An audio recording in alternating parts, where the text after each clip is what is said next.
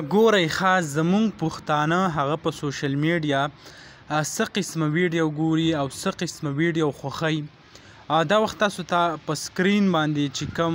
د فیسبوک پاڼه یا د یوټیوب چینل ښکاري، دا هلک ورسره کومه جینۍ چې دا مهک نوم په داسې نوم باندې مشهوره ده، د دې سره یو بل داسې شاهرخ خان وایي ځان ته، د پېښور سره د هغې تعلق دی، راپاڅېدلی دي او داسې قسمه ویډیو جوړوي او بل طرف ته خبره دا ده چې په میلیونونو ویوز پرې راځي. اوس زه تاسو سره دا خبره شیر کوم چې آیا په میلیونونو ویوز دا څنګه راولي. نو که تاسو وګورئ د فیسبوک یا د ټیک ټاک داسې پالیسي ده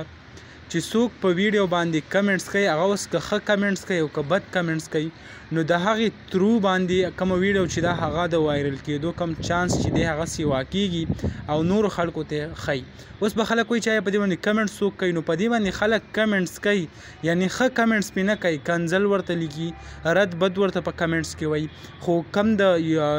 فیسبوک انتظامیه چې ده د هغو کم سیسټم چې دی، مشین چې دی، هغه په دې طریقه باندې شي چې لکه آیا دې ویډیو کې څه شته، ځکه پرې خلک کمنټس کوي، نو هغه چې کم دی نورو ته شو کول شروع کړي او نورو خلکو ته شو کړي، نو په دې طریقې باندې په دې سره هغه د دې ویوز راځي. اوس تاسو له پکار څه دي؟ نو تاسو له پکار دا دي چې کم قسمه داسې ویډیو جوړیږي لکه دا مهک د دا مختلف قسمه داسې کم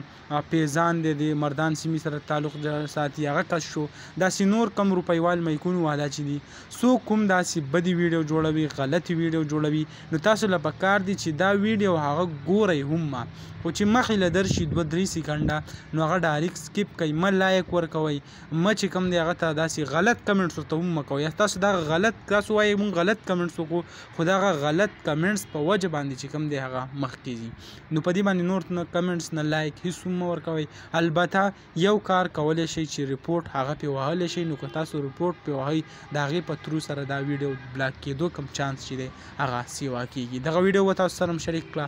انشاءالله بل ویډیو کې ملاوو. الله حافظ.